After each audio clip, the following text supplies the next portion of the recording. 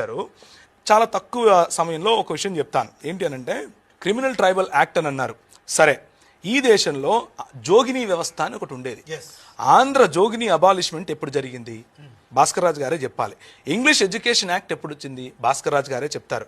ఆస్తి హక్కు శూద్రులకు ఎవరు తీసుకొచ్చారు? ఒకవేళ ఆస్తి హక్కు శూద్రులకు, చదువు హక్కు శూద్రులకు లేకపోతే ఈరోజు భాస్కర్ రాజు గారు ఇక్కడ కూర్చుని రక్షణ టీవీలో మాట్లాడగలిగే వాళ్ళ? ఎవరు తెచ్చారో సమాధానం చెప్పాలి.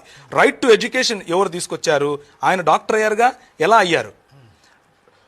ఒక వైద్యుడు, ఒక చోరుడు ఇద్దరు సమానం అని చెప్పేటటువంటి సనాతన ధర్మం ఎక్కడ? రైట్ టు ఎడ్యుకేషన్ ఫర్ శూద్ర అని చెప్పేటటువంటి ఈ యాక్ట్ 1913 ఎక్కడ?